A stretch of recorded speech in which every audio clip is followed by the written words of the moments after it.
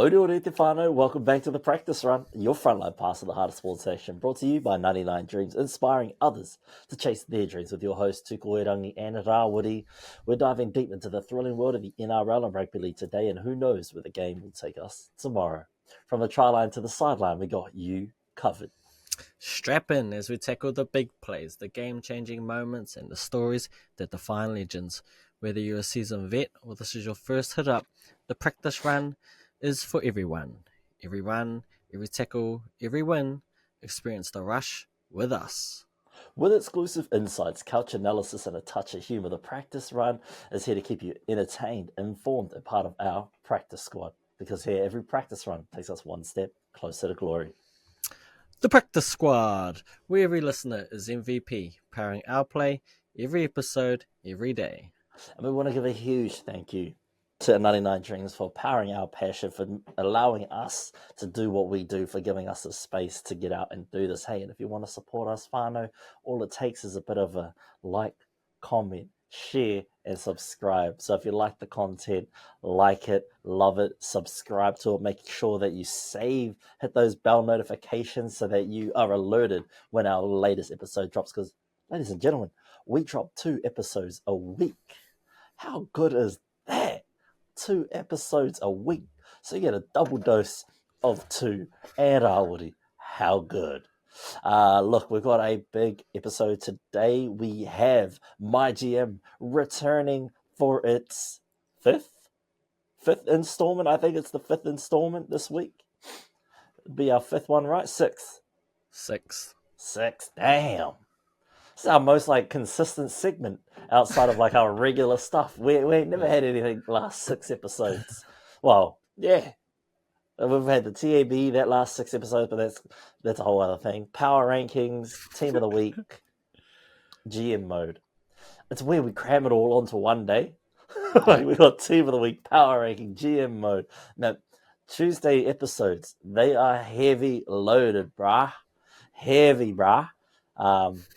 What else are we doing today? MyGM mode, team of the week, power rankings, like I just said, as well as a recap, a rewind, if you will, over the weekend's games and activities. And then also, we just want to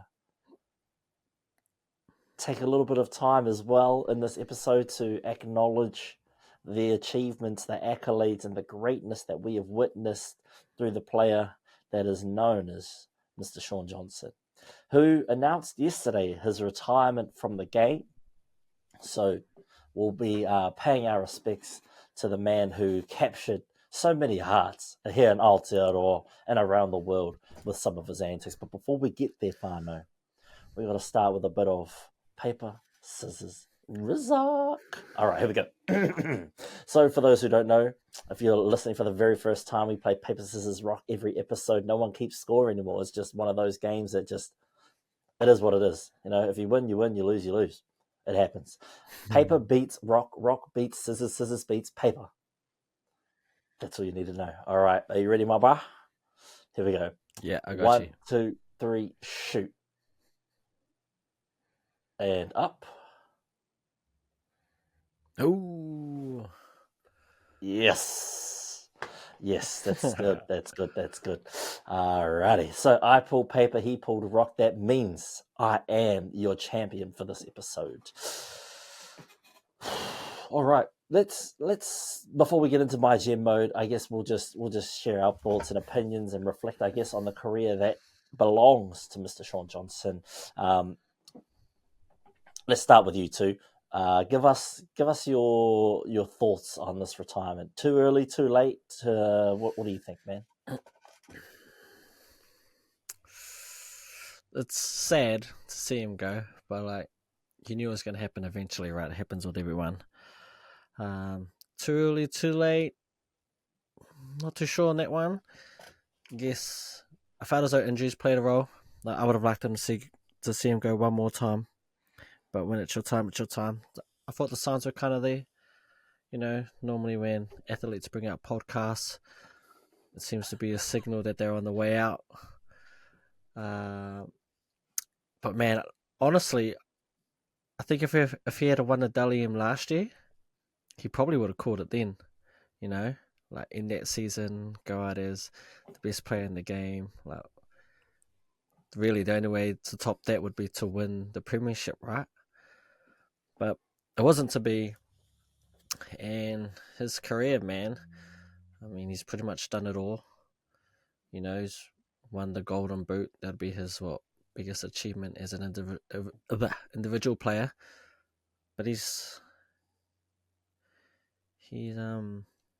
oh, he's so gifted. Like, he's always been one of my favorite players. I've always enjoyed watching him and watch his maturity. I feel as though when he first came in, he was just different. Yeah, You know, played at a different pace to everyone. I mean, that first season, I think so many moments stand out during, like, early in his career, and I think too much was just put on him, and then it's just stories of like injuries and when they came and the timing.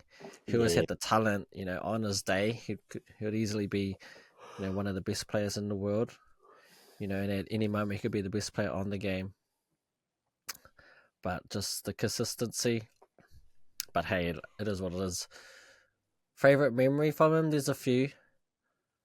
One of them would have happened to be against the Broncos with that Goosey. yeah. You know Gee, the one that wasn't a playoff say, like that one. with the intercept, eh? Um, I don't know. When it's, I don't know. Nah, it wasn't except because he split the defenders. I'm pretty sure he went between two of yous and he like skipped. I think he did like a, can't remember if it was a Goosey, and then he's running away, and then he sees someone coming from his right side, even though he's ahead of him, and then he steps to his right, and it's pretty much a easy try. So it's one that comes out. Obviously, the play against Storm in that prelim final to seal it. Oh, he had what's his name?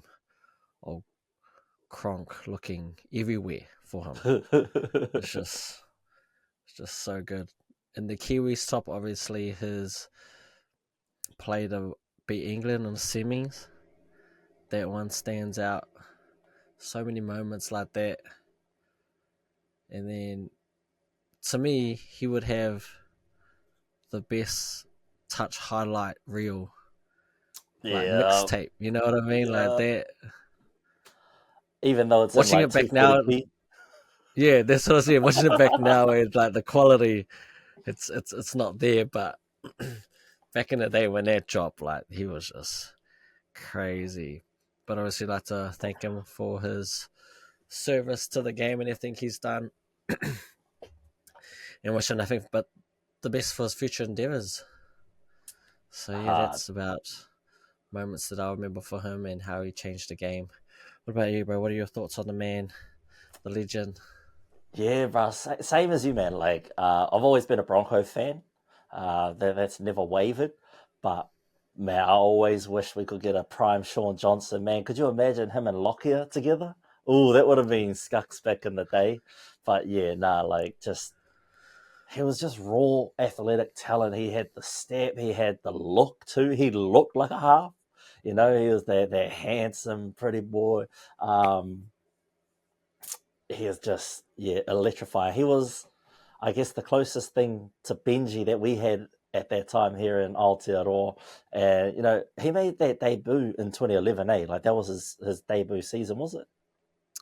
Yeah, I'm pretty sure. Yeah.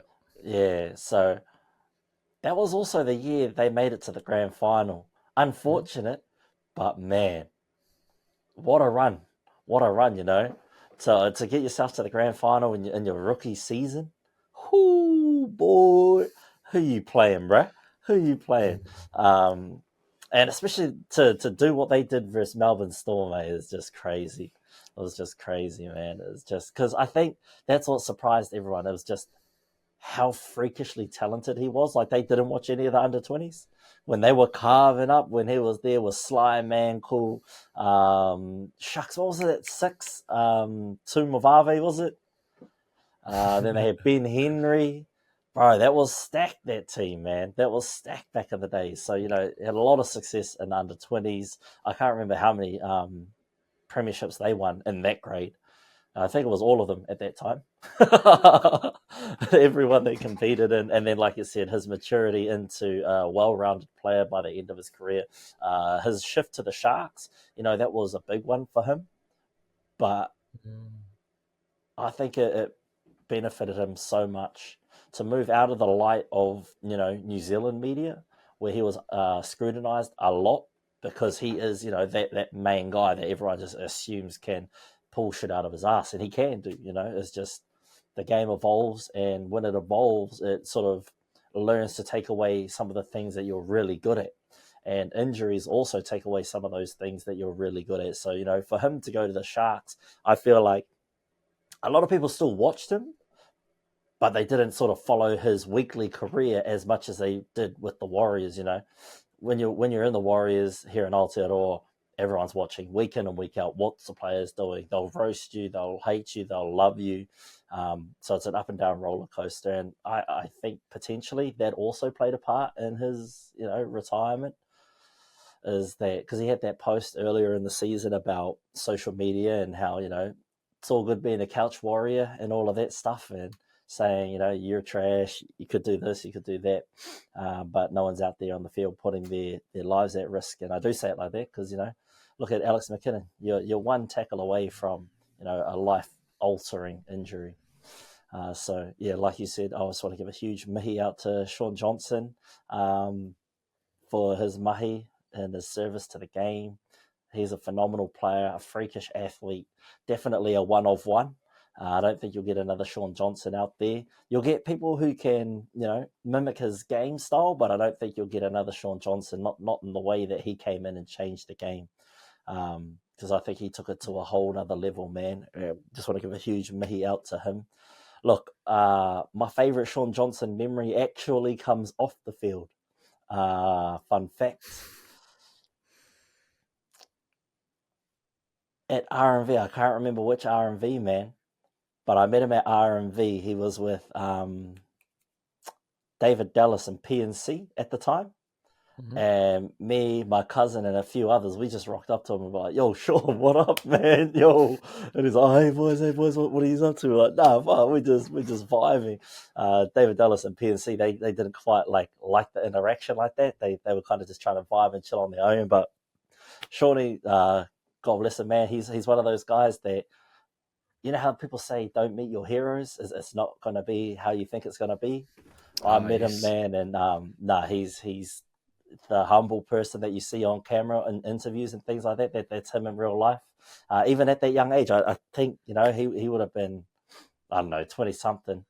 Still pretty young, like still in the coming up peak Shaun Johnson era. So he wasn't quite the mature player that you see on TV today. He was still on that coming up phase, and even then, real humble guy, had time to take out of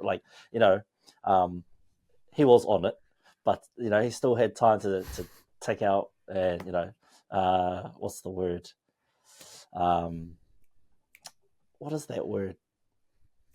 Entertain a few young fans at that time, and we went to the bar and we scanned our little codes. We got some beers. He shouted us some beers. We went for hikoi, and then we were like, oh, yo, we're vibing with Shaun. Shaun's coming with us. He legit came with us when we were like, yo, me. And I actually got a photo too with Shaun Johnson and the boys. And then, yeah, we ended up in the crowd, and then these girls come over and they start yapping his ear off. And then we're like, no, fuck, sorry, G, we're off, man. we ended up gapping. He probably won't remember that at all because, shucks, it was ages ago. I can't even remember when I went to RMV, but it was ages ago. And yeah, no, it was just an awesome moment. And, even in a party mode, he was still able to, set aside some time, hang out with some fans, take a photo. And yeah, shout out to Shaun, man. You're an unbelievable person, unbelievable player. And wish you nothing but success in the future. Your podcast is already one of the number one podcasts here in Aotearoa, New Zealand. I think it is the number one streamed sports podcast in Aotearoa at the moment. And I think it's only going to get even bigger now that this, the spot where we can kind of watch you do your thing now that you've retired. So yeah, huge mihi out to you. And, you could go out there and be a family man now. Spend some time with your daughters. So yeah, no, you'll be amazing. You'll definitely be missed, Sean, and whatever you do next in life will definitely wish you nothing but success. But before we move on, where do you think Sean ranks overall all-time NRL? What the kind of question is that? Hey man, it's a question. Look, I'm gonna go. I'm just gonna keep going in tens, and you give me a yep, and then we'll go 5, and then if you go yep, and then we'll try and narrow it down to a number. So top 10, all time top 10, What, like just players in general or like position? all time NRL players. Top 10 outside, top 20.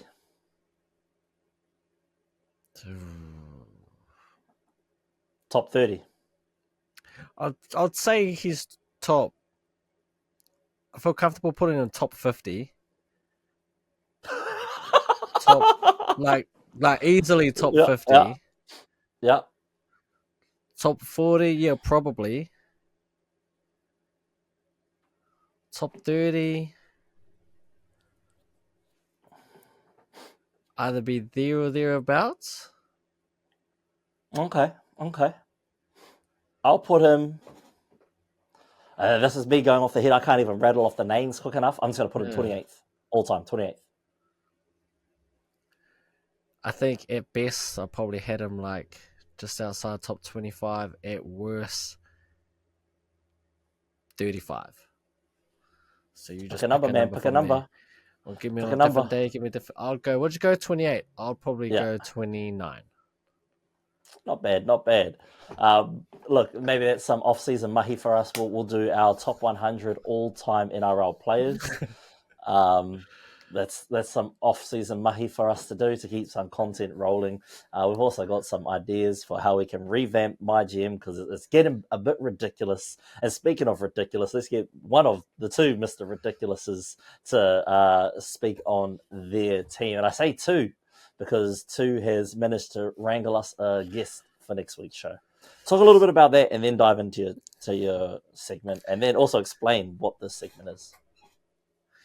Yes, so I guess I'll start with what the segment is for our new listeners. So my GM mode, it's an idea that's spawned from, well, just an idea, I guess, right?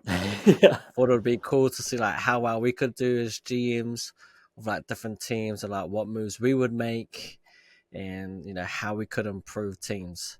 So it started off with that. There were kind of no rules, no boundaries. So it was pretty much a free-for-all. You could almost do what you did. It just had to be approved by the other person. AKA, if I made a move, Dawadi had to approve it. If Dawadi made a move, I would have to approve it. We figured out quite quickly, since it's not real, you know, we may as well go in fantasy land, and it was established quite quickly that any move was probably going to be passed. And that kind of led us down the slippery slope. Maybe we should have had a bit more rules in place. But hey, you know, it's kind of like I was telling everybody before, it kind of mirrors the flow of the podcast. You know, we're just learning as we go. So the rules are still loosely being defined as we speak. But come next season, they will definitely be in place. But that's pretty much it. We are the GM of a team. We get to make moves that we see fit to improve the team. And depending on the team, your goal might be different. So, for example, I already had the Broncos. You were trying to win it, eh? That was your goal? I was just trying to work on building a more defensive side. Oh, yes. Yeah. Yeah, with a bit more leadership. Yeah. And then I did. So, one of the teams that I've done already is South Sydney. I figured we're going boom or bust. So, that's kind of how I built that team. And we've also had teams like my Bulldogs, who I pretty much, and I regret it now, not making any moves. Pretty much kept it as it is because I was assuming like we will keep building, you know, knowing what I know now, that team would look. We kind of kept it realistic. Yeah, we kept our first 4 builds. We kept it realistic. And now we're going into La La Land. Yeah, so because I'm going away next week, I think I'm here for the Tuesday episode, but I don't think I'm there for the Thursday and then the following week's episodes. Normally we alternate GM mode, but because I'm able to make the Tuesday episode, it just made sense that I just double up. So that way, when I'm away, like nobody can do it. Stuff like that. So the team I got given was the Dolphins, and then I was like, well, kind of figuring out what the other team was. And at the time, I was stealing half of the Tigers team. So nobody's like, well, if you're going to decimate that team, you might as well get it. That's also been like a running theme with the GM mode as well. After you go back and watch it, like be wary who you take, because if you're going to take a team's best player, the chances are you're going to end up having to rebuild that team. Found that out the hard way when I decided to let Cameron Murray go, and then I got stuck having to build the South Sydney Rabbitohs the next week without a Cameron Murray. Like I said, we've learnt. So because of that, the other team ended up being the West Tigers, which is all good. I figured I could just do both at the same time, kind of almost merge one team to be real good from the two teams, and the other team try to give them all the young players from both teams. So it's going to be like one team could compete, if that makes sense, and the other team was going to be the younger team. But then I reached out to one of our mates who's a big West Tigers fan, and I figured he'll like doing this. Got him, asked him if he could rebuild the Tigers, and well, he's coming on the show next week, so you'll see what he did. And he is, I knew he'd like doing it, so I knew he would get into it. And he's been asking questions: what are the rules? What's allowed? What's not allowed? He's been asking questions that's got me and Darwoody thinking: is that even allowed? But we've had to quickly. Well, not quickly. It's been a good learning curve for both of us, like the way he thinks, and what he's thinking, what he's trying to do, and what will work, what won't work, what's allowed, what's not allowed.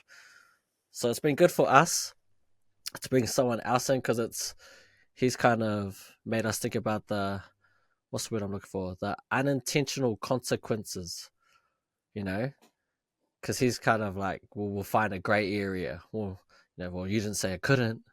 Yeah. Just be like, well, does this trade work? Like, well, this trade will work. Like, we haven't done a multi-team trade. This guy's thought of 4-team trades, and I'm like, nah, that's too much. But anyway, you'll see him next week. You'll see how he has transformed the Tigers from the wooden spoon, and obviously he's gunning for it. He's a hearty West Tigers fan, although actually, no, I wouldn't say hearty. He's been on and off them for ages. But before you get to him, you have to get to me, and I've got the Dolphins for this week. And to be fair, half the moves I thought about were because of what he did. So, players that I didn't even think about it. So, like I said, the idea was to I think I was going to give all the good players from the Tigers to the Dolphins, all the veterans. So, Uppy was coming over. Or was the other way around? No, I think it might be the other way around, because I had Hammer going for Buller. There was going to be the first trade, and then I think Uppy was staying with the Tigers. But the young guns, the Fire New Brothers, were coming. Well, that move got stopped, which I was not too happy about. So to go back to the drawing board. Anyway, for the most part, the team remains the same. I have managed to do 4 trades, and they are quite ridiculous trades, I'll admit that. So that's going to come back to bite me. I know that when I have to rebuild these teams. But it is what it is. And the first trade I did was, I did trade away the Hammer. It's not that I don't like him. I think he's a good player. I just thought they needed a different look at fullback. So the trade I made was for the Hammer to be traded to the Gold Coast Titans for AJ Brimson. And the reason I did that is that the Titans, I feel as though have 3 fullbacks. Kenny's killing it at fullback currently. Jaden Campbell's turned himself into a 6. The kind of odd one out was Big Brimson. He started in the centres, didn't really go so well. I think Campbell got injured. He moved to fullback, and the took was you have to keep him there. He can also play 6. He's kind of I think he's the best out of the 3 of them, but he's also the one that you can move around to like fill in gaps. So that's kind of why I went for him, because if he was to come to the Dolphins, he'll be the clear cut fullback. And Hammer, he plays centre for Queensland, and he's pretty good. So I figured out of the two, he could make the transition best, because he looks like a pretty elite centre when he plays for Queensland. And then if Kenny was to get injured, he could just slide back to fullback. So I think he could make the transition from fullback to centre better than AJ could. And yeah, so that was the trade there. So AJ Brimson is now the fullback for the Dolphins. I've pretty much kept the backline the same. The wingers are the same. We've kept Bostock, Isako. Bostock, young player. He seems to be getting better with every game. Isako, I'm not trading someone who kicks 80% of his kicks. You know, I wouldn't say it's automatic, but it's damn near automatic. I'm not trading that. Centers, I kept Avarillo and Herbie Farmworth, roughly the same age. I think they're just going to grow and get better. Number 7, I kept Katoa. Obviously, I think this guy is so mature for his age, and his game will only get better. Here comes the second trade.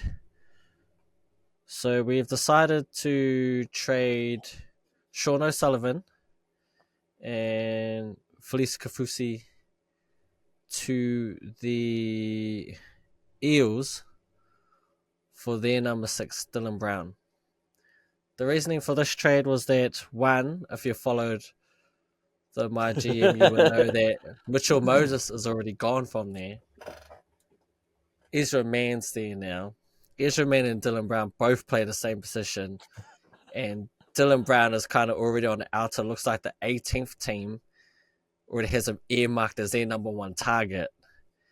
And with that ship, he's not a good 7. Yeah, he's not a good 7. So the trade got approved. It got approved, right? Yeah. Well, I thought it works for both teams because they free up the logjam that they have at 6. Yeah. Because it showed this season Dylan's not a 7, and Mam, he's just not a... He's just there. For 800k, he's there. So yeah, so that was the idea. And I thought Sean O'Sullivan, I like Sean O'Sullivan. I think he is a 7, like a genuine 7. I just think because Isaiah Katoa's come on leaps and bounds, he's kind of kept them out of the team. So I feel Sean O'Sullivan and Mann, I wouldn't call them a premiership winning half, but that's a pretty decent 7 and 6 defined roles. You let Sean run the team, get them around the park, and you let Mann be Mann. So that's how that trade got done. And yeah, Dylan Brown is now your number 6 for the Dolphins. So I thought that's quite a solid backline. I kept the props. Tommy Flegler, we don't even know if he's coming back. He could be medically retired. We honestly don't know. But when you're young and you are an Origin prop, you're not going nowhere. He's partnered up with Gilbert, who I can't believe he got such a big deal from them. He's signed for like another 5 years. So I figured, look, trust in the system. We'll keep him around. I did get rid of Jeremy Marshall-King. He is now a Sharks, and that was just a straight up trade for Blake Brayley. 949. The reason behind that trade was more the injury concerns. Blake Brayley, to me, like never gets injured. And he's a like good little 9-2. Jeremy Marshall-King, though, on his day, like running, give him a good forward pack, which he will have at the Sharks with Fanor Blake there. He could do things. So it was just a straight up trade. The second row is as is for... Oh, no, actually not as is. The newly signed Kule Kefu from the Cowboys in Lemuelu. He's there. And then at number 13, probably the biggest trade is Ruben Cotter is now a Dolphins. Now, this is going to be controversial. I know it. Half the reason this trade was able to happen is because Cotter earns next to nothing. So the money matches. Yeah. At the moment, the way we kind of do things is as it's announced. So there are some things, if you go back to watch the earlier ones, some things were allowed to happen because it hadn't been announced in like real life. Where obviously as we get closer to November 1st, things might not be allowed because they're announced. So Ruben Cotter, according to Zero Tech, was only on 400,000 for this year and next year, but he's due to sign his extension in the off season, which is good news for me now because this episode's dropping now. But if it was to drop next year, this trade wouldn't be able to happen because he would just earn too much, and the monies probably wouldn't match up. So it's kind of one of those things where like it's just like the timing of the episode, the timing of the contracts, kind of just worked in my favor. Anyway, call it a bullshit trade if you want. I don't care. It's happening. I'm probably going to be the one that has to rejig the Cowboys anyway, so we'll deal with that when we get there. Yeah, well, because now you've depleted the Cowboys of Cotter, and Reese has already gone from there. You took Reese. Yeah, but that was at the start of the year. Yeah, the start of this, before all of this other stuff came. We got to start putting in eventually. Like if one big star player is gone, they're less likely to let more go unless they're in a rebuilding phase for the next time around. But I'm half thinking about the Cowboys, and I know that Taumalolo's on that mill, so I'm kind of using that to bring back players. So watch for a future episode where I trade Jason Taumalolo to bring in someone to hopefully either rebuild this team or maybe we just go tank mode. Who's going to pick up the expiring contract? Whoever I give it to is who's going to take it. I'll save you the Cowboys. You can make them do them last when all the other teams are done. I'll figure it out.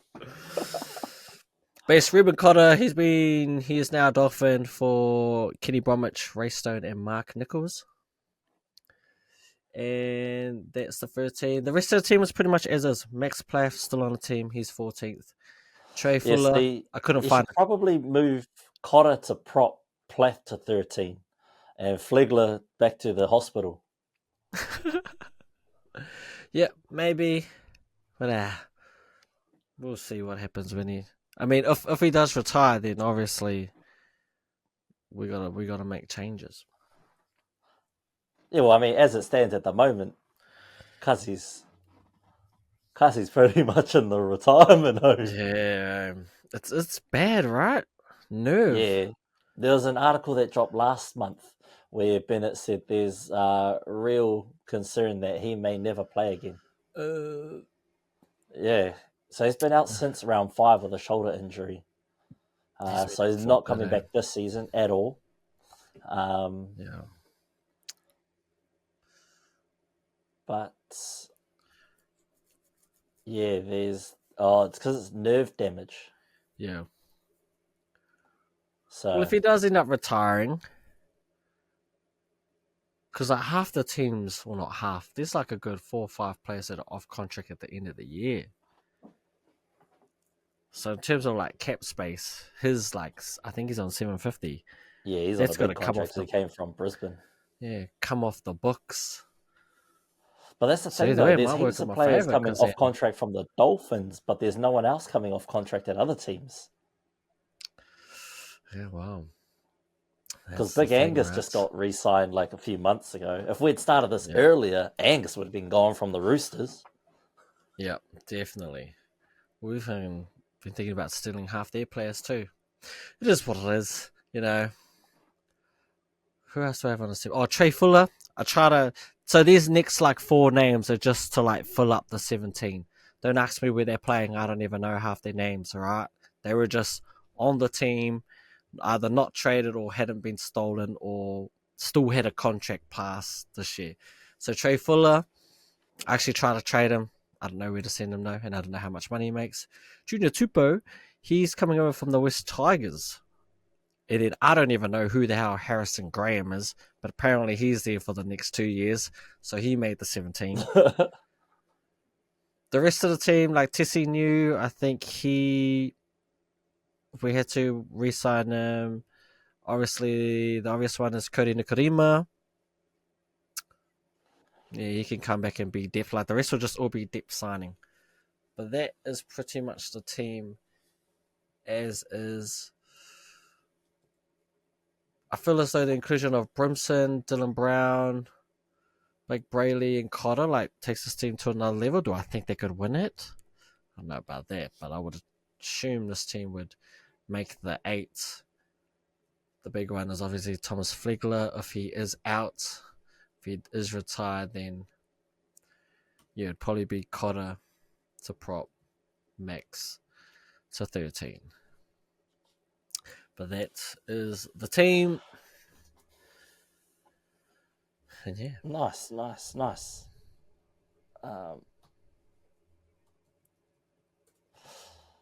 Yeah, look. Definitely in our next go around, there'll be things that other teams. I don't care. I don't like the Cowboys. Doesn't bother me.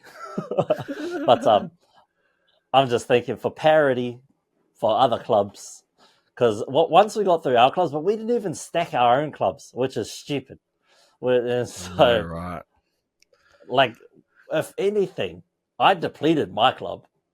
I like don't have a 6. I've got frickin' what's his name playing 6, but technically we don't. We kept Adam Reynolds because we didn't trade him away.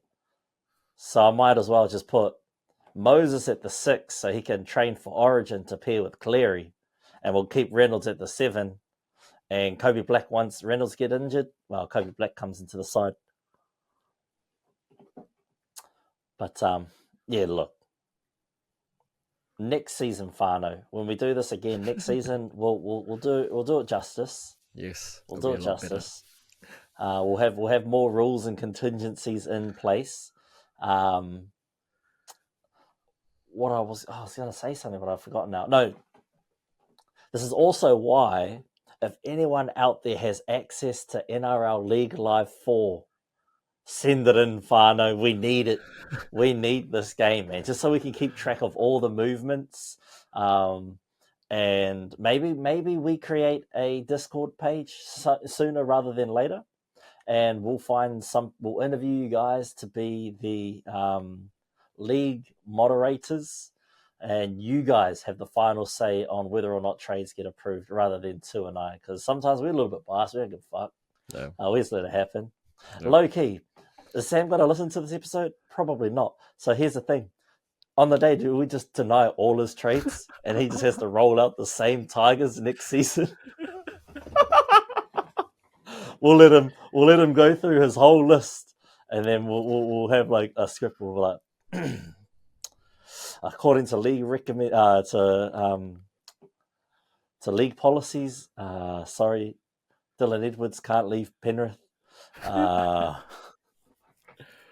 you can't have wait them. till this team comes out. Like I've sent it to you, like his new updated one, and I think he's got one more. I'm just like, geez, you think Jesus? Our ones look nothing compared to what he did, but it showed us like the possibility. Like if you put in the effort and you think about it, man, you could have like because we get to a point where the math starts getting us ha.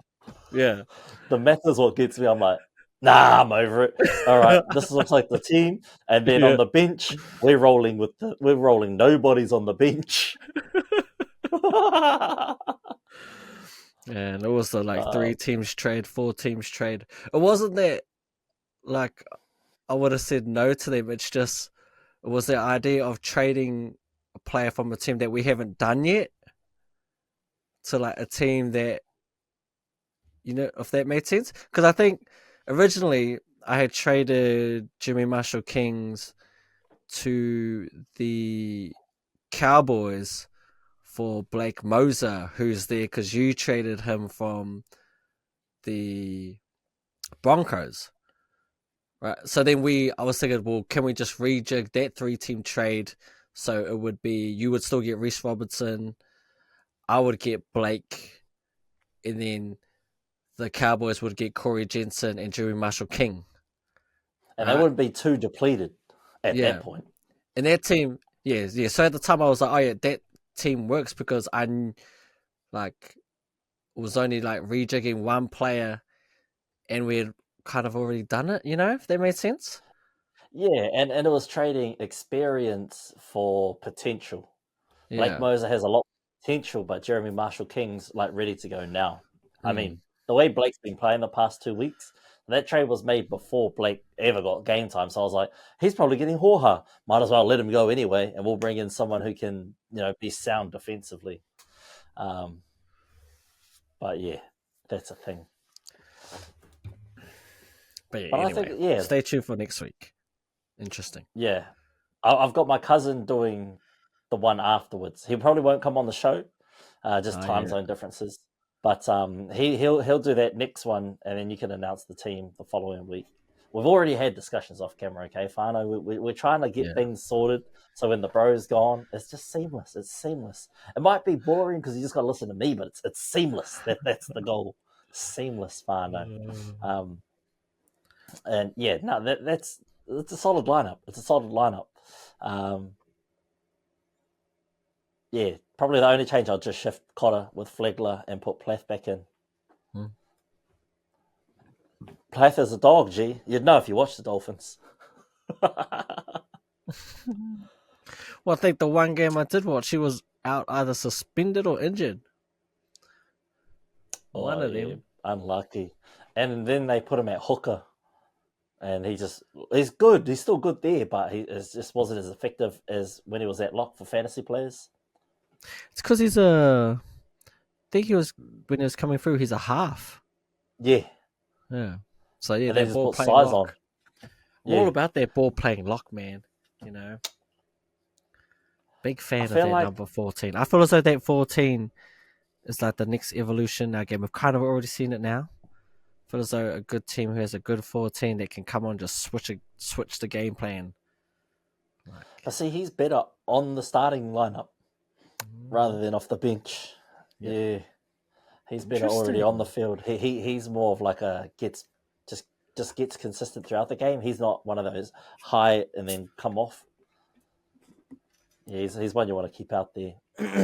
But look, heading over to the weekend's games, Tu's going to take us through the Tigers and Cowboys, and then I'll take on the Friday night game, and so forth as we alternate down the track. Yes, so the first game of round 22 was the Tigers against the Cowboys in what we called not a Thursday banger. And I'll tell you what, this first half certainly lived up to it because, boy, it was somewhat of a snooze fest. Well, not a snooze fest, just not what we expect from these It's Thursday not a night Thursday night games. banger. It just wasn't their first half. Nah. So what ended up happening? We're messaging each other like, yep, we knew it, we called it. Not a banger. What did you say? And if you know, obviously, like Thursday games, in Aussie, so Aussie time, we're in Aotearoa, obviously, so the kickoff's already late for us. So it's around 11, I think, 11:30, and I'm just had enough. I'm too tired. I was like, look, this game's boring. You can see the Cowboys are going to win, so what do? I go to sleep. I'm like, I'm done. I'll just wake up in the morning, see what the score is. I don't know what Rawadi did. Wake up, and boy, then I'll tell you what, I don't know what happened in that second half. Honestly, didn't watch it. But the score was 48-30. So clearly that second half lived up to the hype and turned the game from a boring game into your typical Thursday night banger. Fino, the score at halftime, geez, was 10-18. That means the West Tigers put on 20 points in one half, and the Cowboys put on 30 points. Obviously, no defense being played, but it just goes to show, just because it's not a Thursday night banger at halftime, don't go to sleep, Fano. See it through, because you never know. You might just see how many. I'm going to count this up. 1, 2, 3, 4, 5, 6, 7, 8, 9 tries combined. That's the equivalent of what? Pretty much a try every 4 minutes. That's And there was only pretty 5 much scored in the first half. It's just silly. Yeah. 1, 2, 3, 4. Yep. 5 tries scored in there. I mean, Shana, they outscored the first half, almost doubled it in the second. yeah, they did pretty much doubled it. Anyway, are we surprised by the results? No. I think we knew the Cowboys were going to win. West Tigers, get ready for next year. A little bit annoyed that the Cowboys won because that keeps them close to us. And they got the bye coming up, so they're about to jump us on the ladder, I believe. Not happy camper about that. But hey, it is what it is. Not really anything of note, I believe, in that game. Nothing like stood out to me. But yeah, that was the game. That was score. Thursday night banger. Even with the West Tigers and Cowboys, apparently still a banger. Well, the second half anyway. Hey, Thursday night's fino. Must just be the night. So look, It's the this night, week I tell I you. promise I'll watch it. This week I'll promise I'll watch it. Heading over to Friday night. Yep, on to you. All right, on Friday night we had the Warriors hosting the Parramatta Seals. Yeah, look, it was was a tough watch actually. I watched the whole game and it just the Warriors had no attack. Chance, he played ridiculous at fullback. I did say that on Thursday night show. Chance needs to have a game, man, because Rog he's put some question marks over Chance at fullback from his past 2 weeks' performances. But Chance played an outstanding game. Roger got over the line again, but I don't know. I think the Parramatta Eels just had enough of being told that they're not this, they're not that, and they just found ways to keep getting over the line. More so than the Warriors. It didn't help that the kicking game just wasn't quite there for Sean. And although they scored 4 tries at the end of the game, it was just too little, too late by then. The damage had already been done. It was 4 tries to 5, which close game if you're keeping consistent with the kicking game. But Clint Gutherson went 5 from 5. Sean and Harris Tavita combined went 2 from 4. And, we all know that it's not going to help keep you in the game. It just didn't look right for the Warriors. They just looked like they were on the back foot from the kickoff. They just weren't getting meters through the middle. Parramatta just kept finding ways to get back down their end. I thought Parramatta were actually quite patient with their offense. They didn't try and force too much in the early sets. They just kind of got through their sets, just defended. They knew they were going to be on the defense. And then Tungall gets over, then Lussick gets over. And I think he only just got on not long before he scored that try too, because Hands went off with a little bit of injury concern. Lussick comes on, scores a try. And then, what's his name? Dahijan. Who? That's the one. Dahijan. He came over and scored a try too just before halftime, which really pushed the field goal a little bit further. So the Warriors had a bit of an uphill climb in that second half, and in the second half, man, they just couldn't get it going. And then by then it was 30 points to 4 for the majority of it, and then in the last 10 minutes the Warriors found ways to get over the line.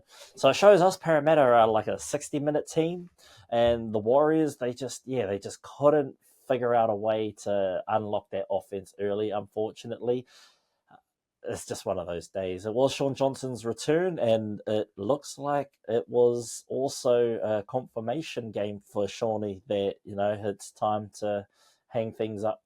So you can almost guarantee that if those games weren't already sold out for the remainder of the season, they're going to sell out from now onwards, especially knowing that you are potentially going to see Sean Johnson in a Warriors jersey for the very last time. I hope he does like a bit of a Michael Jordan, retires and comes back for a bit, has one last run, one last hurrah.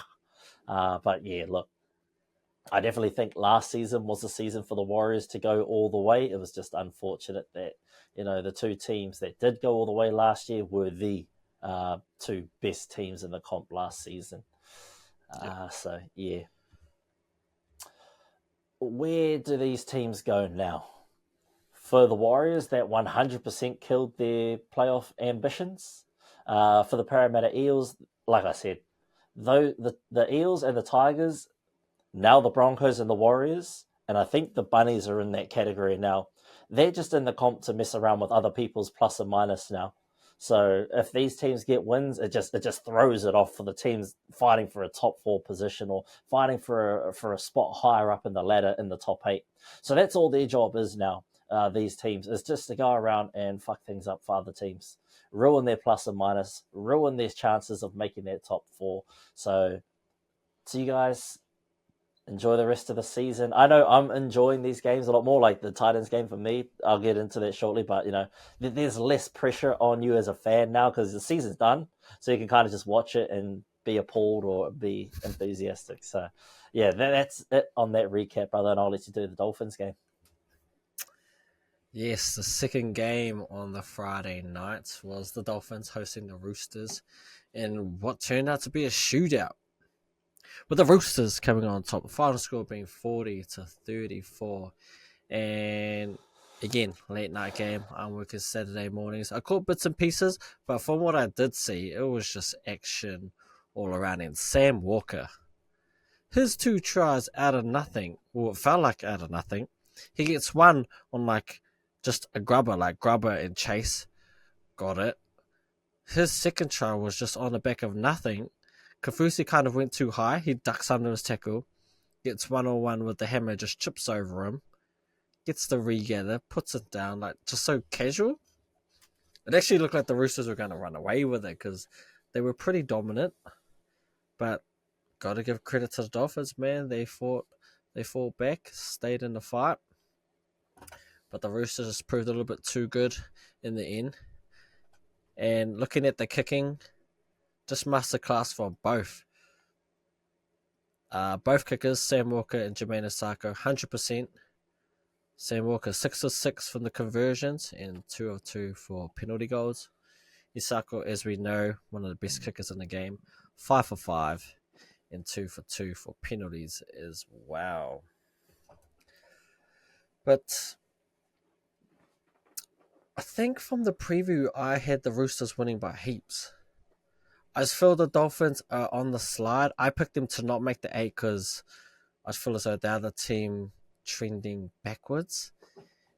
Also, comes down to who they played, right? And they've played some really tough competition. Teams who I feel are in the zone or in flow state. So yeah, maybe it's just a run of bad luck, or not bad luck, just the bad part of the draw.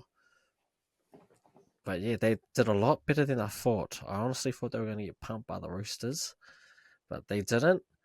But like I said, I had them sliding at the 8th, and as it stands now, they are now in 9th. So can they bounce back? I just don't see it. And the Roosters, I just don't think they can catch the top 2 teams, the Storm and Panthers. So I feel as though they are locked into the 3 spot. That's where I have them finishing out, is in the 3 spot. And yeah, I mean, it was good to see Joey Manu back, superstar Joey Manu. Always good to see him back. And then the guy goes and gets Simbined in the 69th minute. Can't actually remember what it was for off the top of my head.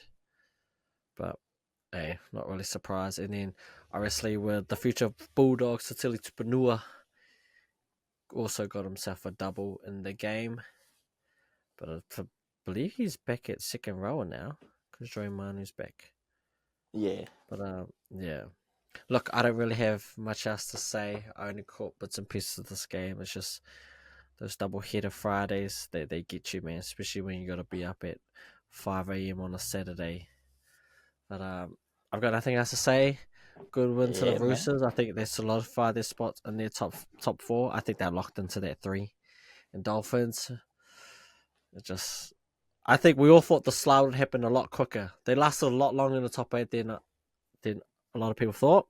So I got to give them credit for that. But at the end of the day, it looks like they're on their way out. So I mean, for the Dolphins, they got the Warriors this week, and you got the Dragons, so they could easily swap places after this week's over. Oh yeah, they could do too. And the Dragons, their fought against us, not it. Yeah, I mean, even if so the Dolphins, and if they win, the for and against is just going to leapfrog them above the Dragons. That's if the Dragons lose. So be interesting because it's really tightening up. That race for the 8 is tightening up, and there are. Well, I mean, if the Titans keep trending the way they're trending, they could also, throw their hat in the mix. The Raiders are there. I think if the Titans get a win over the Sharks this weekend, they jump the Raiders. And then, they're in that arm wrestle with the Dolphins, Dragons.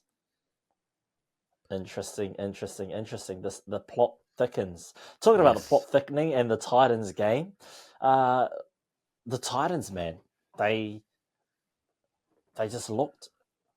Well, actually, the Broncos did look strong for 17 minutes. After the 17th minute, we lost Payne Haas, and then Ezra Mam goes down. So we're now without 2 key players in the starting lineup, and that's where it all unfolds. That's the difference in this game. So, it's a blowout, and congratulations to the Titans for that victory. I'm not going to deny them their accolade. They definitely deserve full praise for that because, Fafita had a game, and I'm not talking David. I'm talking Yo-Yo. Oh, Jojo Fafita out there scoring like it's Christmas Day. We're normally used to seeing Alofiana Khan-Pereira getting over the try line for multiple tries. He still managed to get his one, and there he goes, don't forget about me, Fano. Da-da! But, yes, look,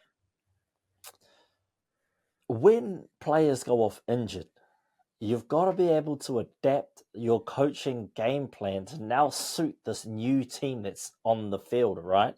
You can't just go, okay, we're going to run the same thing.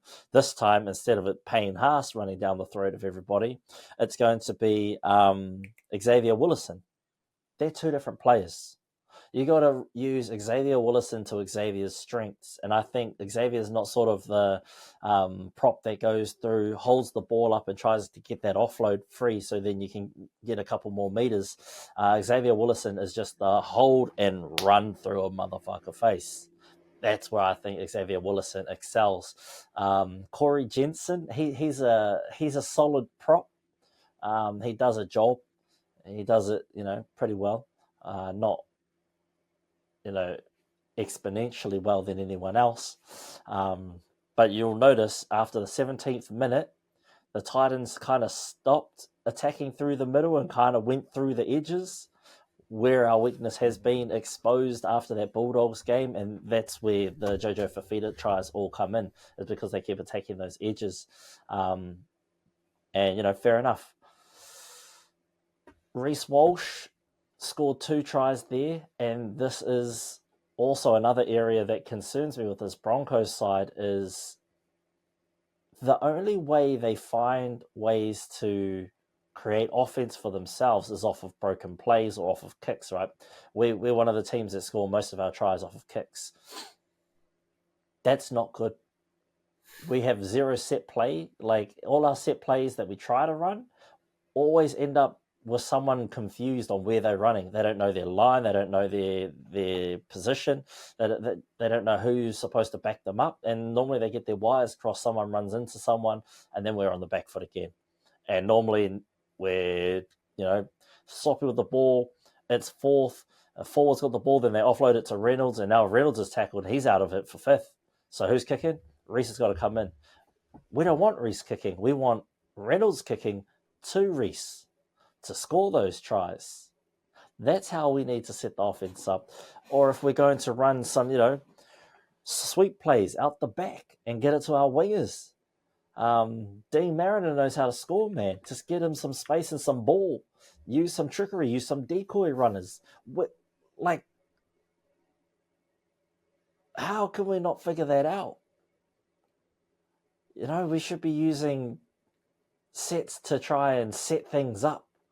Not be an all or nothing Hail Mary play every time we're in a position to score. Because that's what it feels like sometimes, is every time we're in a position to score, they're not looking to set things up. They're not looking to go for a repeat set. They're going for tries and tries only, and we come up short, handover, or we lose the ball, or just some ridiculous error.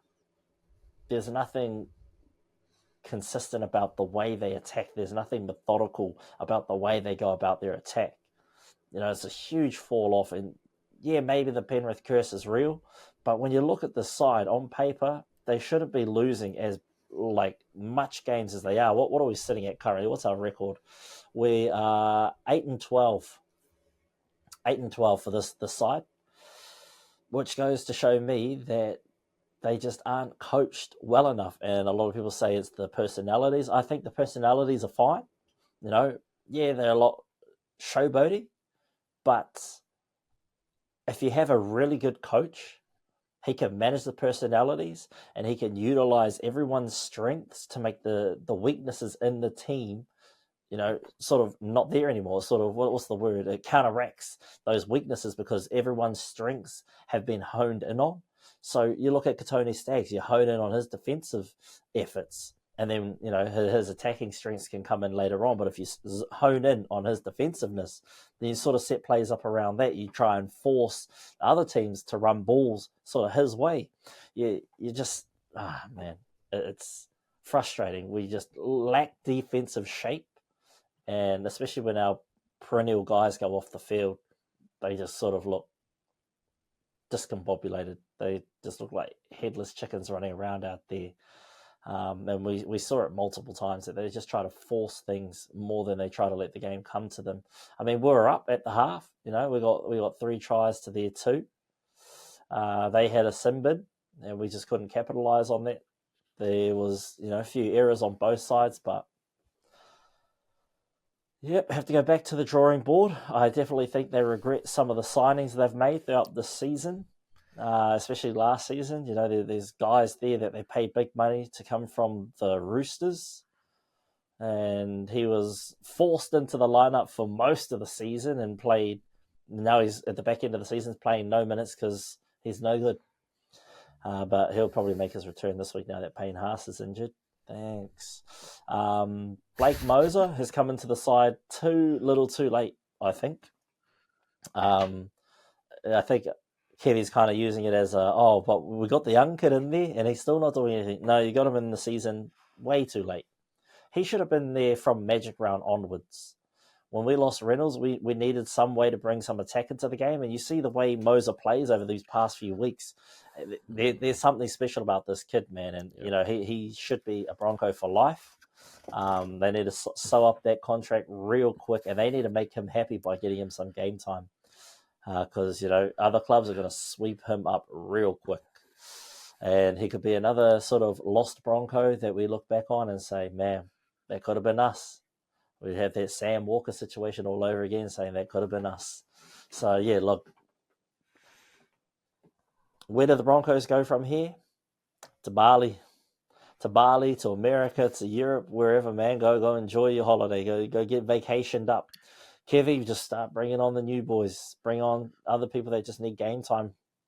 There's no point risking injuries on any of these other young players. Just give them the season off.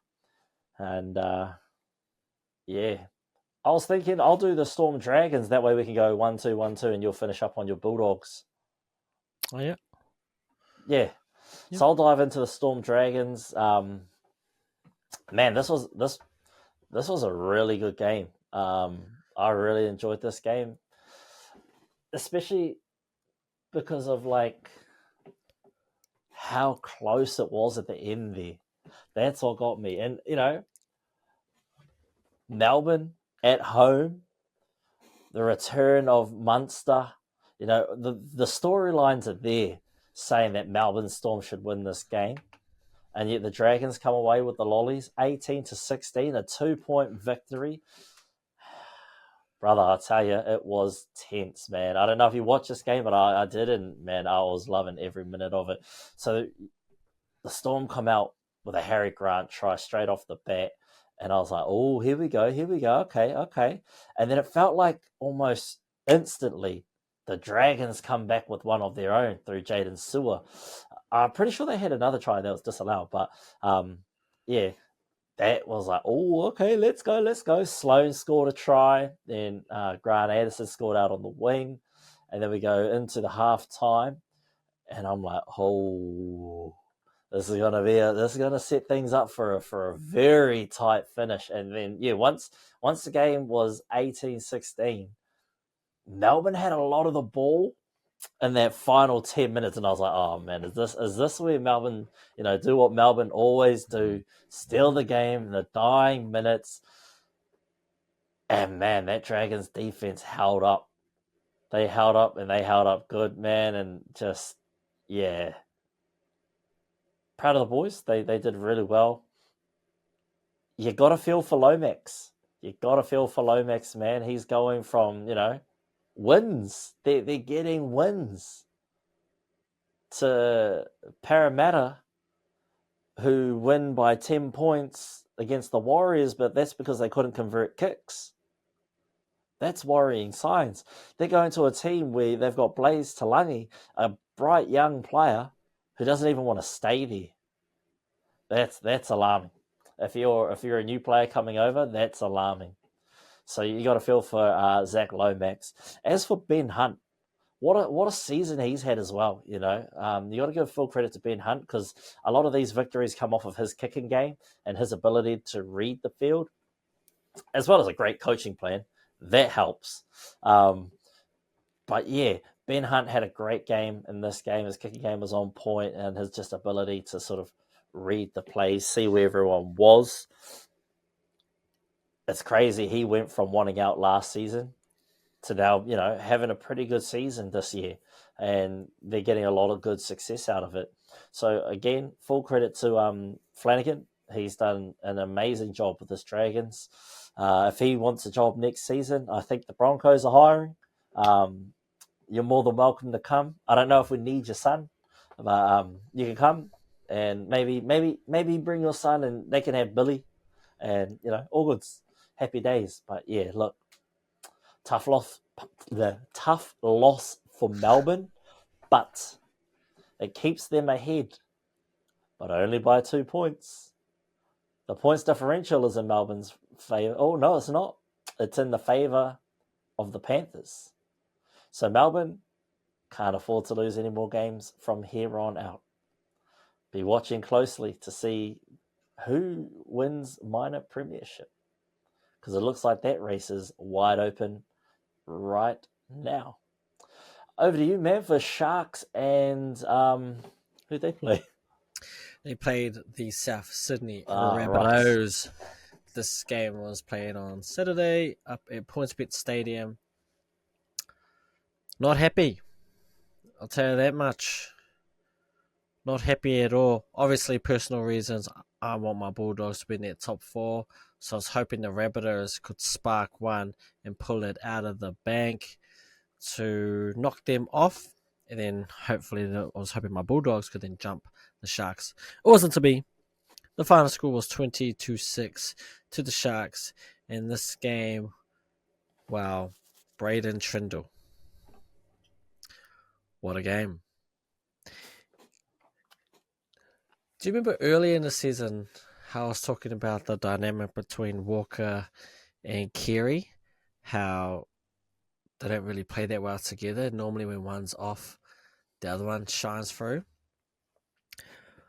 Well, it seems to be happening with these Sharks with the old Trindle and Nicholas Hines. It's not that Trindle and Hines aren't great players. It's maybe they're just not made to be halves partners together. Because Trindle, he's always had it in him. He's always been a good little player, but he's kind of stepped up in the absence of Nicholas Hines. I feel as though because he knows he's the guy when Hines isn't there. He calls the shots. He's the man. He's the head honcho. And man, he was pulling the strings in this game against the Rabbitohs. So it'll be interesting to see. I don't even know if Hines is back for the season. Not too sure. But it'll be interesting to see what happens next year, because I believe Trindle's contracted for the next year, but he's free the year after. So could it be that teams come calling November 1st, which I think is when he can negotiate with other teams. He's a good player. I'll give him that. Sharks, Oh, to the Rabbitohs? Yeah, wasn't it? I was really hoping they would do something, but it just wasn't to be.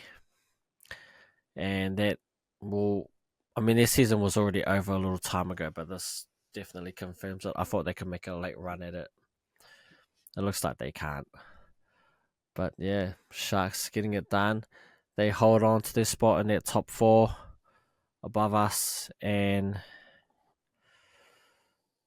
it's going to be hard for us to catch them. Even though it's only a 2 points difference, like the difference in the ladder's not that much. Yeah, 2 points, but it's not only are they 2 points ahead, they also have the better for and against, thanks to the West Tigers, might I add, for that 50-point hiding that they gave them. But the big news coming out of this game is, as well as Trindle played, he didn't finish the game. So it's a concern. You already got Nicholas Hines out injured. If Trindle has to lose time, then all of a sudden I think their top 4 might be looking good for us. But if it was just precautionary and he does play next week, different story. But I don't really got too much else to add other than I'm disappointed that the Rabbitohs couldn't do the job and upset them. Would have been good for my team, but it is what it is. You put way too much Congratulations to faith in those Sharks. bunnies, man. Do I? It's because I feel as though their team's like on paper's good. They had no Cody, I'm pretty sure. They just don't. They had no who? Cody. Ah, that's right. Yeah. Forgot about that. I mean, even then, I don't think they were going to win this game. Yes, that's right. I do remember that now. Yes, the late mail came through that he didn't play. See, and that's what happens. Fucking Cody Walker. God damn it, boy. I need you to play. But yeah, that's all I got for that game. All right. And look, I'm wrapping my segment up with the Panthers and Knights at Bluebird Stadium in Penrith. 22-14, a lot closer than I originally predicted. It was a great game from old Daniel Saifiti. Is that the one? He's Yep. It was one of them anyway. Yeah, he played a great game against the Panthers, I thought. Just very, what's the word I'm looking for? Unintimidated, not fearful of this Penrith side. And that's kind of what you need when you go up against Panthers. You don't want to fear them. You know that what they're capable of, but you don't want to let, your fear feed that even more. Yep. Because then you're on the back foot. You're like, oh man, they got a Cleary, they got a Tungle, they got a Fish, they got a Yo, they got a To'o, they got a Lua, they got all these components that make their team a great team. However, you can't feed into that any more than the fact that they're just human players with a number on their back and they play a certain position on the field. It's your job to sort of match that energy and bring it to them as best you can. And I thought the Knights did that, actually. I thought they did really well at, trying to match their energy throughout the game. Just the tries kind of weren't there. And, that's just full credit to Penrith's defense. That's been, sort of their identity throughout their entire, dynasty, They've really built their dynasty on defense, next man up, and the ability to just keep running that ball down your throat all day through the middle. And then once you get tired of, tackling, that's when the scoring opportunities open up. And for Nathan Cleary, I think he's scored now 1 try per game since he's returned from injury. Man, hey, like you said earlier on in the season, just before he returned, man, this perfect for Panthers. He's rested. He's ready to go. And, he's showing the league why he is the perennial number 7. We hyped up Himi Moses during that origin period. But, what's the word I'm looking for here? The sample size was small. So he was Himi Moses. Outside of him, who was carving at 7? There were hardly any 7s out there sort of ripping it up. Hughesy was doing his bit. Couture was doing bits. But they're not that Cleary level, He's just I don't know, man. I think he's definitely got that Johns, Thurston, Cronk aura about him. They just the game comes different to them. They see it a little bit slower. They just are able to react to what's in front of them a little bit easier than what other players can, and it's just yeah. We're lucky to be in the era where we've been able to witness the greats. Andrew Johns, um, Darren Lockyer, Cooper Cronk, Jonathan Thurston, Brad Fittler, and now Nathan Cleary. Those are some huge names, and the fact that we're mentioning Nathan Cleary in the same breath is wild, man. For someone who's been in the league since what 2017, 2018, maybe. Yeah, I'd say around there. Yep. Yeah, been to 4 grand finals, won 3, and he's about to head to his 5th grand final if all goes well for the Panthers, which is crazy to me. That's ridiculous, and at such a young age, he could probably retire at the end of this season, no matter what happens, win or lose the grand final, retire at the end of this season, and no one will say anything. They'll say he's had a wonderful career. That's crazy. He's having a video game career. This is what happens when you play video games and you control the team each season, and you just have this greatness come through. But yeah, phenomenal player, and yeah, I'm now excited for the playoffs because the Broncos aren't in there anymore, so I can actually just sit there and enjoy the rugby league. I don't have to sit on the edge of the couch going, "Fuck, hope we make it, hope we make it, hope we make it." We're done, so I can sit back, relax this season, and just enjoy the game. So I'm looking forward to that. I'm disappointed, but yeah, I'm really looking forward to watching the finals this season. It's going to be great.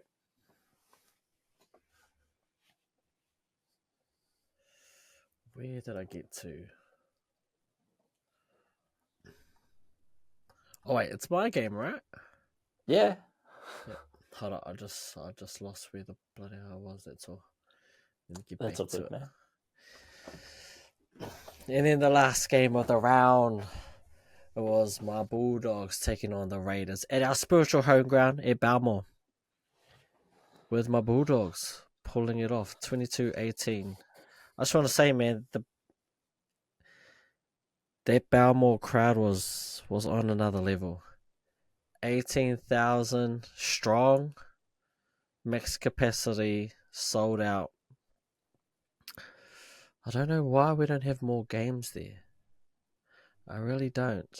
I think it must be a facility thing. Yeah, I think it's facility thing and like Yeah. capacity. But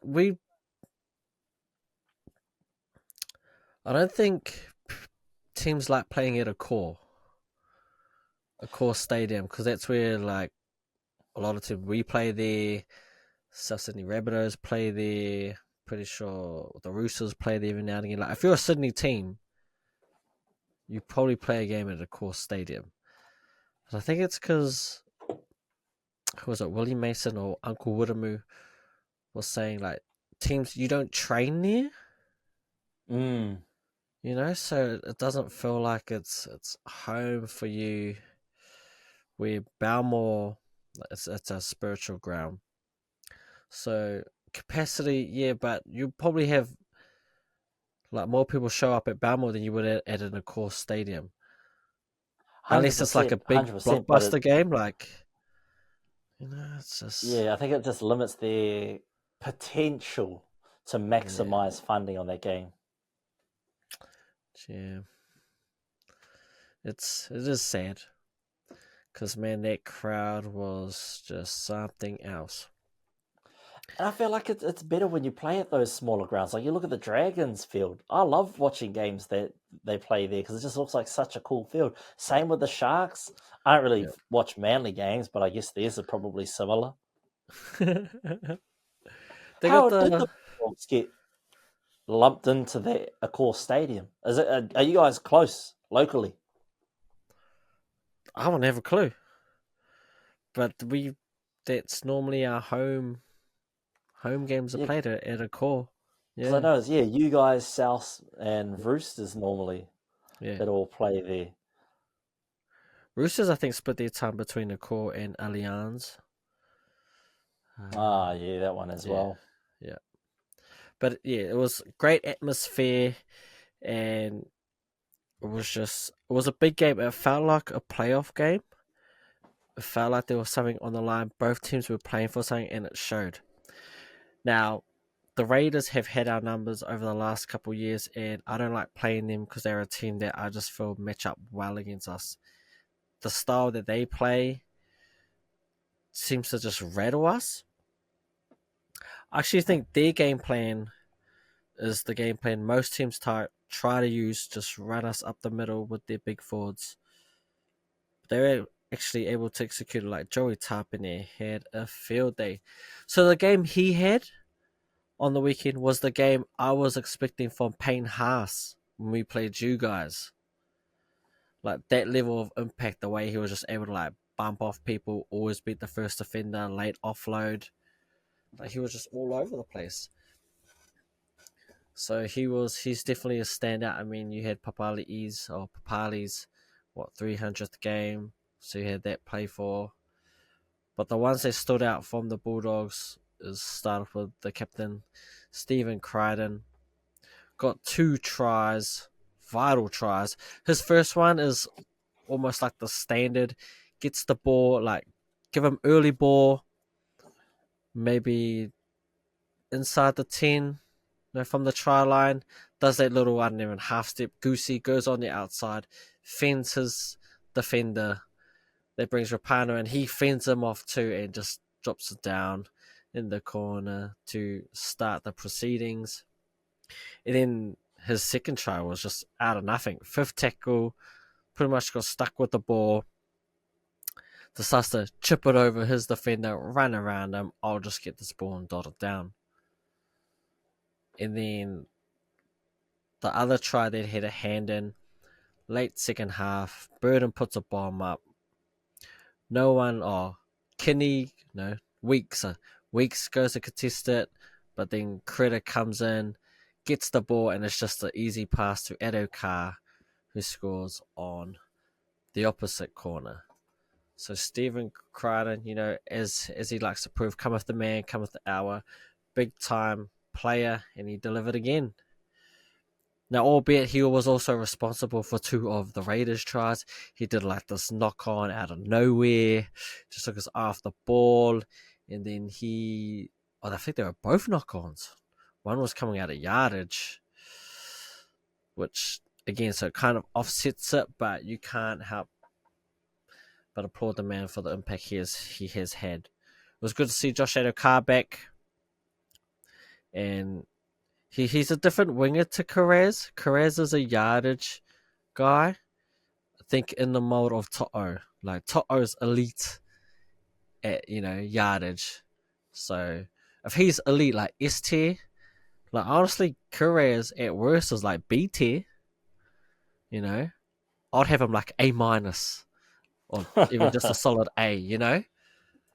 Like To'o and coming out of yardage as a winger is number 1. I would have Carez at worst 4th.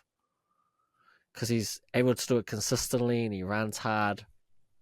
And that's how he gets those meters, man. Josh Adokar's a finisher. You get him in space, he's good. But, coming out of yardage, that's just not his game. But it was good to see him back. And Bronson Cherry, he's getting better and better. It was a good battle to see him and Temuko go at it. They both had moments like Temuko. I thought Temuko defended well. I think Adokar's first try, it wasn't Temuko's fault. It was just they went their side. It was play from what was it? From a scrum, middle of the field. On the right hand side, you had Burden, Sexton. It was stacked to the right, and there were only 2 players on the left. There was Cherry and Adokar. They went Cherry's way. He kind of got on the outside of Temuko just enough so Savage had to bite. Well, he didn't really need to. I think Tomoko had him covered, but he bit anyway. Bronson Cherry, real good at that little short ball or the floating pass that sits up for Adokar. Adokar got it. It's over. So that was like momentum changing for us, but it was super back and forth. I felt as though we had won that game like 3 times, but we also found like almost four times we almost lost that game. Like it was just silly. But we were able to hold on and end. A well-deserved victory for the boys. We finally beat the Raiders. Good game, and it still gives me hope that that top 4 is reachable, is doable. I just hope that the boys can get it done, but well done. And that's about all I've got, man. Yeah, nah, awesome. And it was a great round of footy for all teams involved. To be honest, man, I'm really enjoying watching some of those NRLW games. I was watching the Saturday games, some good ones, man. The Tigers and Titans, really enjoyed that game. Jamie Chapman, man, she is on par to probably be like one of the greatest backs of all time in NRLW. But speaking of NRLW, before we move on, we get, and I'm talking we, like the Broncos, we get our girl. We get one of our golden girls. Stacey Walker has been spotted at training camp. She just arrived. She's got a gold medal. She's in her Broncos kit. So I'm hoping that form carries over, man. And if any of our other whanaunga want to come and join us, haramai, Michaela, come on over, man. She'd be deadly.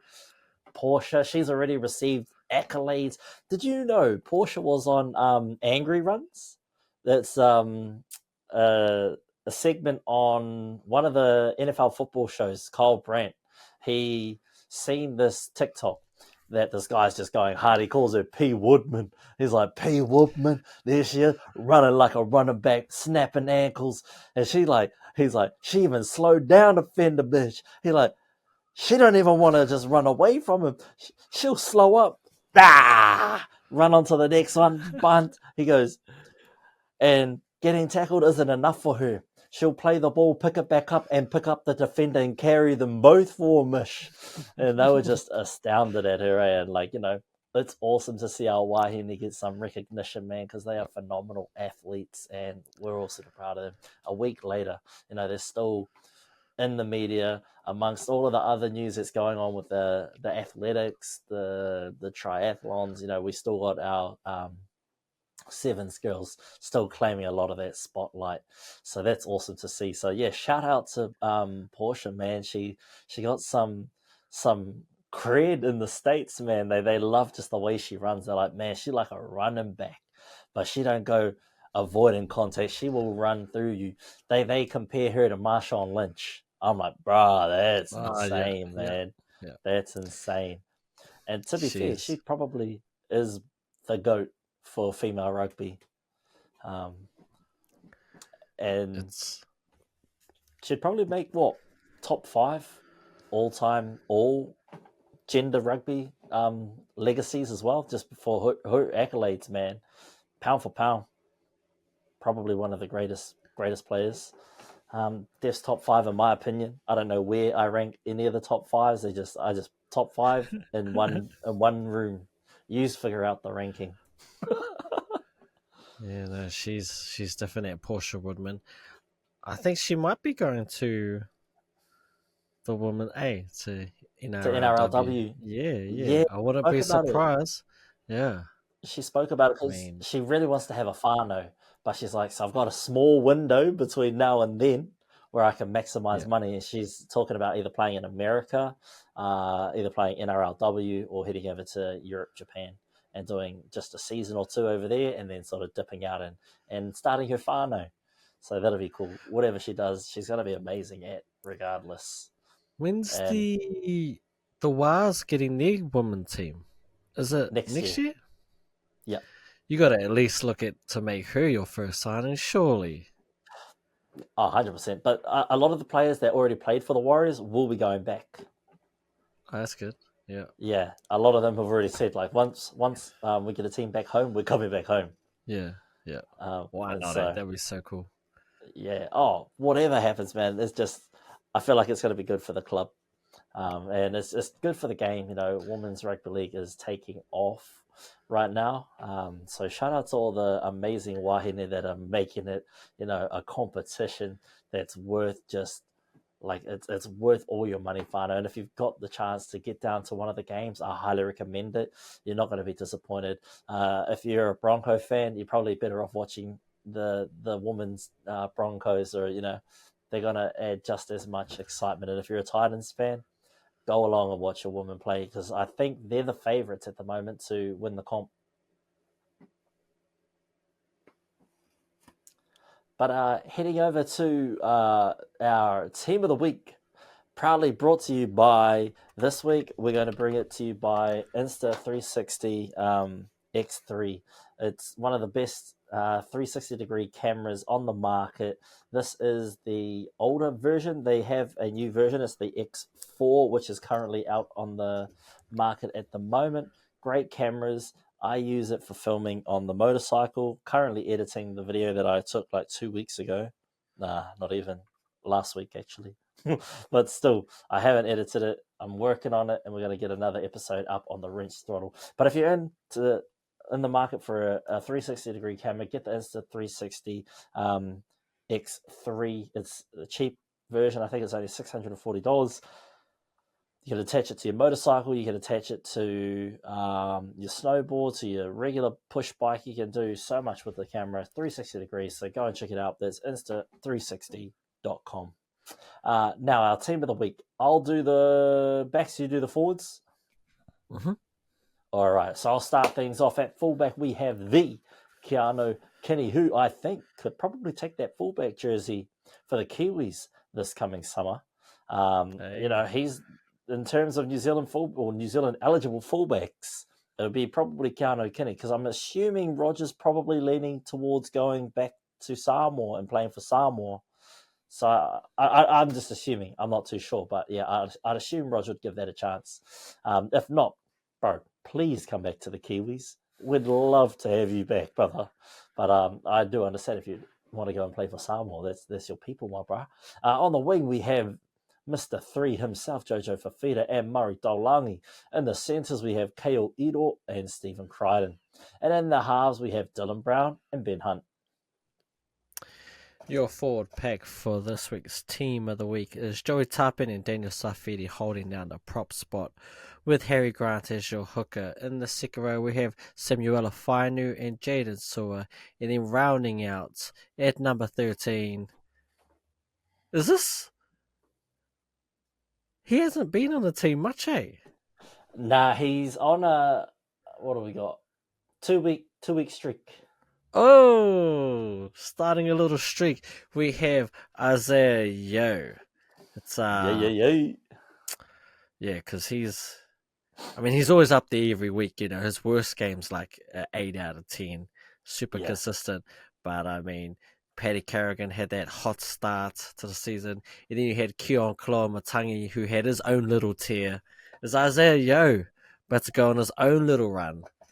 And what a time to go for a run at the end of the season. You're going to stake your claim as the best 13 at the end of the season, because your performance is going to be fresh in our mind. Because for us now, we've got to look a little while back for Matua Paddy. Like, he did go on the longest streak, but they're kind of not memorable anymore, man. Look where the Broncos are now. You look at the recency bias. He might sort of top. I still think it's Paddy, Keon, then Isaiah. But Isaiah's slowly going to tip Keon, because Isaiah's been number 2 for a lot of the weeks where other players have won, especially Paddy. So, Isaiah could jump if he puts together a couple more big performances. Who knows? But I'm excited for where the season carries us. Now we'll head over to the practice runs power rankings. Now remember, Stefano, this isn't supposed to reflect the table. It reflects the week-to-week power rankings, the best teams of those weeks. Now, if you have the bye, you don't move up, you don't move down, you stay exactly the same. So let's start with the disappointing teams first and work our way to the best teams. And there have been quite a few moves this week. So let me get into it. At last place, We no longer see the Parramatta Eels in at last place. The Tigers dropped to 17th after the Eels had like a 7-week run there. No, they had a... Oh, they did. 1, 2, 3, 4, 5, 6, 7-week run. Yeah, in last place. The Parramatta Eels finally get into 16th with their win over the Warriors. The Broncos drop down to 15th. The Knights stay put at 14th. The Rabbitohs drop from 12th to 13th. The Warriors from 11th to 12th. The Dragons jump from 15th to 11th. The Raiders drop down one spot into 10th. The Sharks jump into 9th place. The Dolphins drop to 8th and swap places with the Titans, who are now in 7th. The Cowboys, the Cowboys, the Sea Eagles, and the Bulldogs and the Roosters all stay put at 6, 5, 4, and 3 respectively. And this week that means Melbourne Storm are at 2nd, and your Penrith Panthers take out that number 1 spot for round 22. So big changes in the league. That's how our power rankings stand at the end of this season. It was a lot harder for us at the start of the season to figure out who goes where, but because we're coming to the end of the season, the power rankings will end at the last round in the comp, and then we'll do a playoff power ranking. So there'll be 2 separate rankings. So when we kick off next year in season 2 of the practice run, round 1's power rankings will be predetermined by how the power rankings end this season. We may adjust it like 1 or 2 places depending on your recruits over summer, but as it stands, if the season ended today, it would look like Panthers, Storm, Roosters, Tamir, all the way down to the bottom. So, big episode. We thank you all for staying with us. And again, a huge shout out to Sean Johnson. What an amazing career, man. You are one of the GOATs for sure. You're a legend of the game. You will be missed. We're sad to see you go. But I'm excited to see your future, and I'm a big fan of your guys' podcast as well. So if you haven't heard it, go look it up. I'm not going to, no free promo on this show, man. No free promo. But thank you all so much for listening to our, all our friends and family around the world. Thank you so much for tuning in. We do hope that if you like our content, like, comment, subscribe, share it with a friend, because we need all the support we can get at the iwi. But as always, that's me for this episode. I'm going to hand it over to Tu for the final word. As always, Fano, we would like to give a shout out to those who are following us both near and far. We really do appreciate the support. And that is it. That's the episode for today. Going to keep it nice and simple. We got things to do. But looking forward to Thursday's episode, where we will be looking over, giving you the previews, giving you the rundown on our TAB bets that probably aren't going to come through. But you never know. You never know. So stay tuned. Because maybe what you need to do is listen to what our bet is and place the opposite bet, and then maybe you can get it. You know what I mean? But hey, stay tuned. There'll be more to come. But we'll leave it there. We will see everyone on Thursday. Until then, stay safe. Cheer to the cheer. Mā te wā.